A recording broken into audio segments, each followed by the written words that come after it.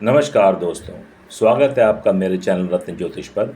आज हम बात करेंगे 2025 में होने वाले गुरु के अतिचारी गोचर की, जो मिथुन राशि से होते हुए कई राशियों पर विशेष प्रभाव डालेगा। ये वीडियो आपके लिए बहुत महत्वपूर्ण है क्योंकि इसमें हम जानेंगे सभी 12 राशियों पर इसका असर और साथ ही सरल उपाय भी। वीडियो को अंत तक ज़रूर देखें और अपनी राशि का टाइम स्नैप डिस्क्रिप्शन में ज़रूर देखें। अगर आप चाहते हैं अपनी राशि का शॉर्ट वीडियो अलग से, तो वो भी चैनल पर उपलब्ध है। दोस्तों, एक साधारण नॉर्मल गोचर नहीं है, इसलिए इसे समझना आपके लिए बहुत महत्वपूर्ण है। ये कई वर्षों बाद होने वाला एक दुर्लभ गोचर है, ये जो काफ़ी लंबा चलेगा। बृहस्पति जब किसी राशि में तेजी से आगे बढ़ते हैं, मतलब अतिचारी गोचर, तो अशांति पैदा कर सकते हैं और उस समय के लिए गए निर्णय हमेशा ऐसे नहीं होते जो आगे चलकर सही साबित हों। अतिचारी गोचर क्या है? सबसे पहले संक्षिप्त में ये समझते हैं कि अतिचारी गोचर है क्या। देखिए, ज्योतिष मंडल में समस्त ग्रह विभिन्न राशियों में सूर्य के चारों ओर एक निर्धारित गति से चलते हैं। कभी कभी इनकी इस निर्धारित गति में परिवर्तन आता है और ये ज़्यादा तेज गति से राशियां बदलते हैं, जिसे अतिचारी गोचर के नाम से जाना जाता है। अतिचारी मतलब तेज स्पीड, मतलब तीव्र गति से, त्वरित गति से चलना। ऐसे में अतिचारी ग्रह अस्थिर यानी वोलेटाइल हो जाते हैं और अपने सामान्य प्रभावों से अलग फल देते हैं। इस तेज गति का कारण यह है कि ग्रह जो है वो सूर्य के वृत्ताकार परिक्रमा नहीं करते, बल्कि अंडाकार रूप में करते हैं। एलिप्टिकल बोलते हैं जिसको, अंडाकार रूप में। ऐसे में जब ग्रह सूर्य के पेरिहीलियन मतलब सूर्य के पास में होते हैं तो उनकी कोणीय गति तेज हो जाती है, जिसे अतिचारी तेज गति का गोचर कहा जाता है।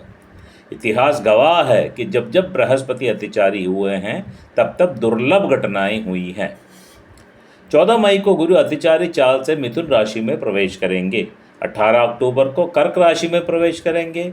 फिर गुरु 11 नवंबर को वक्री अवस्था में आएंगे और फिर 5 दिसंबर को फिर से मिथुन राशि में वापस गोचर कर जाएंगे।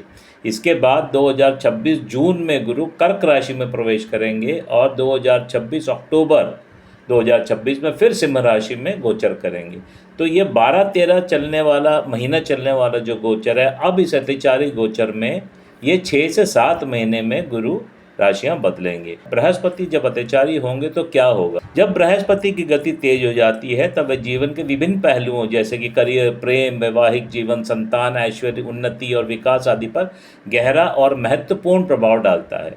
बृहस्पति बुद्धि, समझ और सौभाग्य का प्रतीक है, इसलिए जब ये तेज गति से चलता है तो इसके त्वरित और गंभीर परिणाम देखने को मिलते हैं। इस समय बृहस्पति ज़्यादा तेज गति से चल रहे हैं, जिस वजह से बृहस्पति अपने प्राकृतिक कारकत्व में कमी लाएंगे।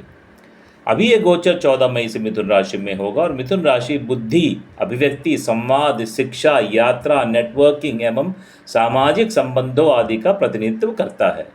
इस अतिचारी गोचर के कारण अवसरों में जल्दबाजी की भावना पैदा हो सकती है, जिससे निर्णय लेने में जल्दी करने की आवश्यकता होगी या फिर ऐसी अपॉर्चुनिटीज़ को खोने का रिस्क उठाना पड़ेगा।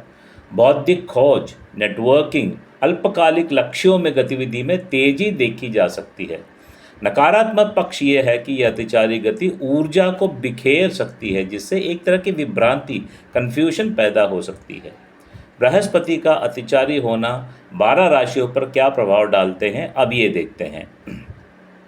सबसे पहले बात करते हैं मेष राशि की। मेष राशि के लिए गुरु का तीसरे भाव में गोचर क्या गुल खिलाएगा?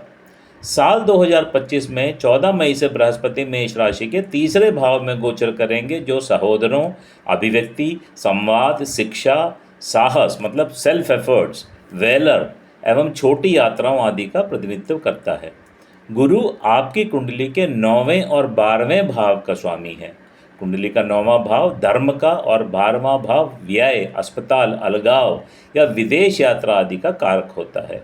आप में से कुछ लोगों के लिए, मतलब मेष राशि के जातकों के लिए, विदेश यात्रा या विदेश में बसने के योग बन सकते हैं, जिससे उन्हें निश्चित रूप से लाभ मिलेगा। बृहस्पति अभिव्यक्ति से जुड़े क्षेत्र में जैसे लेखक, मीडिया कर्मियों, कलाकारों आदि को उत्तम परिणाम प्रदान करेंगे। जर्नलिज्म हो गया, एक्टिंग हो गया, मॉडलिंग हो गया, इन सब के लिए भी बृहस्पति का ये गोचर काफ़ी अच्छा रहेगा। संचार और सामाजिक मेल जोल में वृद्धि होगी, कम्युनिकेशन नेटवर्क बढ़ेगा, भाई बहनों के साथ आपके रिश्तों में सुधार आएगा, व्यापार के अवसर मिल सकते हैं और व्यापार विस्तार की संभावना भी हो सकती है।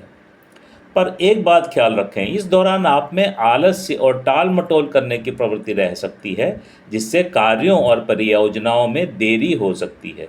ऐसी अवस्था में आपको अपना ध्यान केंद्रित रखने और अनुशासित जीवन में रहना होगा।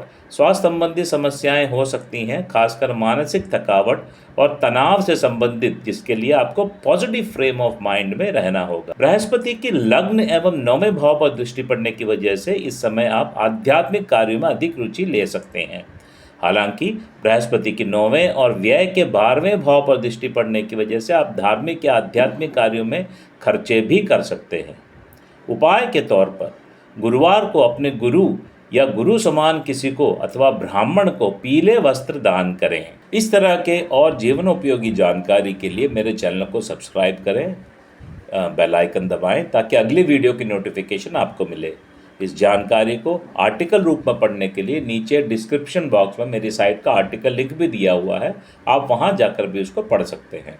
इस विषय पर अगर आपके प्रश्न हैं तो नीचे कमेंट बॉक्स में पूछ सकते हैं, मैं आपको उसका उत्तर दूंगा। तो मिलते हैं फिर अगले वीडियो में, तब तक के लिए अपना बहुत ख्याल रखिए। नमस्कार।